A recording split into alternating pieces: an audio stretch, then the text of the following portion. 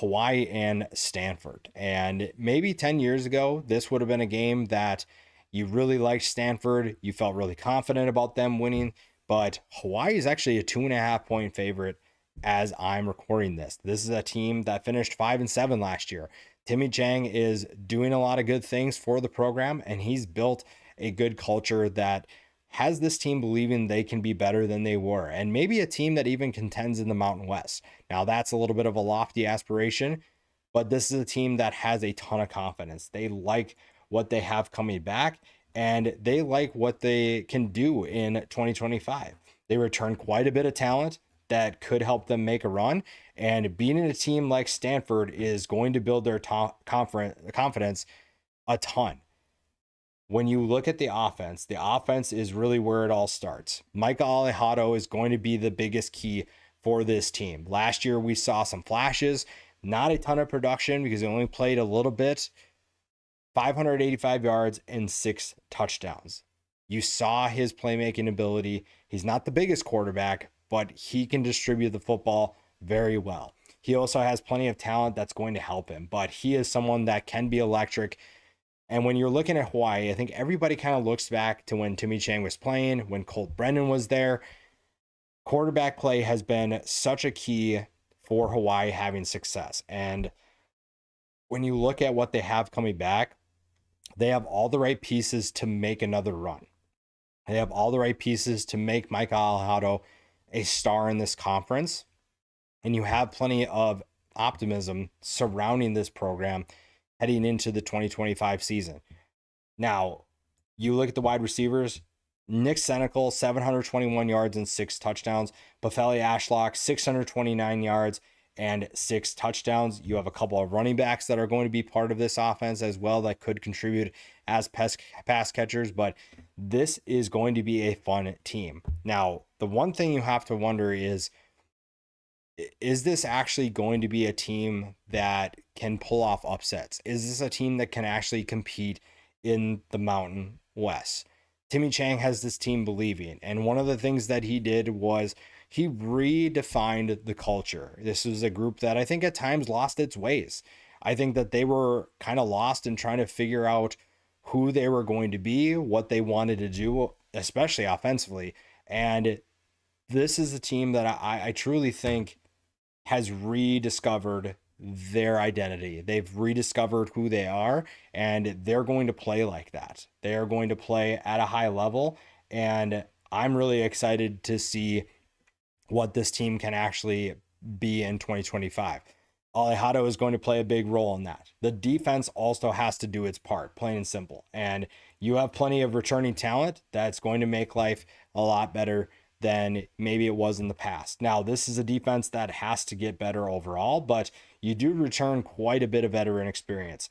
Peter Manuma is going to be the leader at safety. You return certain guys up front like Elijah Robinson, Jackie Johnson III. The linebackers, to me, are stacked. Jami Otis, Logan Taylor, Jalen Smith. You have guys that are proven commodities on that side of the ball. Now, you obviously want to see them take a step forward, but you at least have the talent that's going to make that possible. And you are facing a Stanford offense that's probably going to be physical. That's probably going to require your defensive line and linebackers to play at a high level. And that is going to be a big challenge. It's also going to set you up for success because you look at the conference you play in. Boise State wants to be physical. Fresno State has an identity change. They are going to be physical as well. So this Stanford game isn't just an anomaly. It's an opportunity for them to prepare for what's to come. And this is a Stanford team that, to be completely honest, most people are kind of overlooking. This is a team that a lot of people expect to be the worst team in the Power Four. This could be one of the worst teams in college football. And I don't really love the setup. Okay. So Frank Reich is in a position to just kind of usher in whoever's going to take over for him. It's a short-term solution. And in college football, you really can't have short-term solutions, right? So recruiting probably takes a hit. Your team's buy-in could take a hit, especially if you lose to Hawaii right off the bat. That's going to be a problem. That's going to create some problems in the locker room. Now, if this team is special, where they can rally around the fact that nobody really expects them to win, then maybe that's different. But losing to a team like Hawaii right off the bat is something that you honestly can't have. I don't think that you can afford a loss like this. And that's where you have to double down on who you are, which is a physical team, and almost get back to your tradition. You're going to run the football. You want to get the ball to your tight ends. Now, Ben Gulbranson is going to take over at quarterback. He's going to be the guy for now. We'll see how long that plays out, but he's going to have to be efficient throwing the football. He's going to have to be the guy that if you're looking for a play to be made, you turn to him. And you have a guy in Sam Roush that could be your next great tight end. This is a program with a storied history at the tight end position. This is a group that definitely knows how to win with that position and put them in a great, give them great opportunities for success. And Roush is the next talented player to continue that lineage.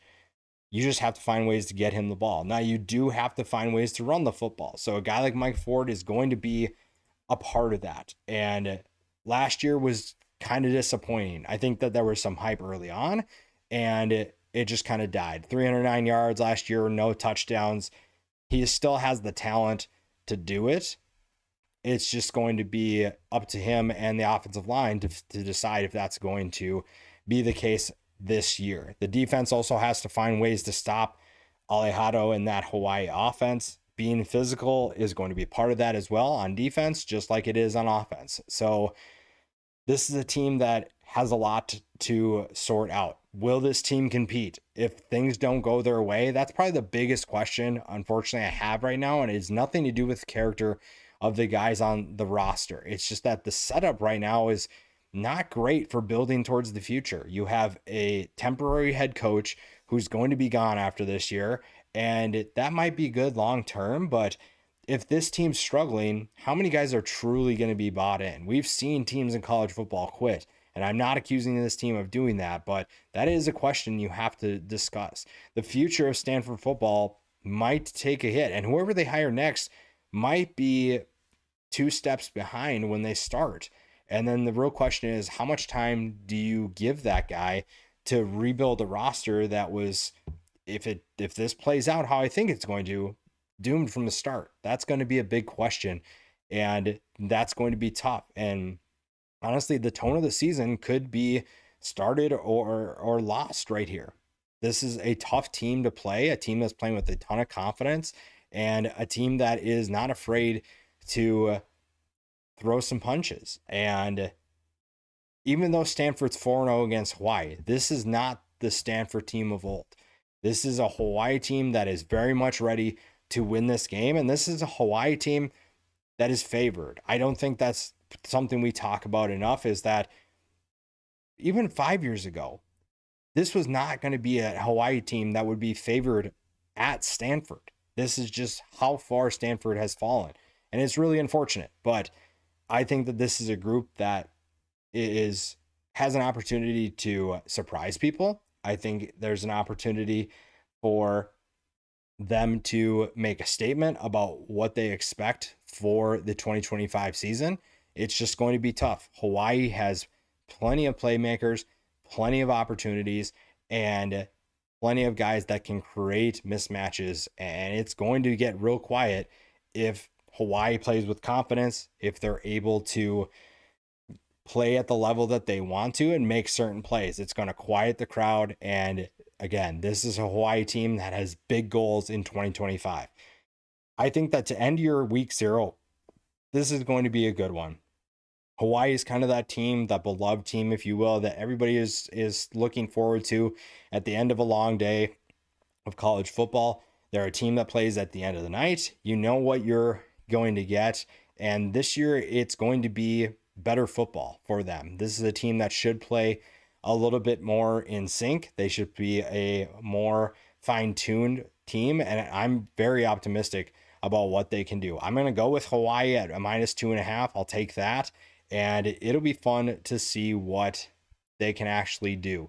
If they're able to, if I would say if you get a lower line than that, I think that it's shifting a little bit, but Hawaii at 2.5, 2 points, that feels really good.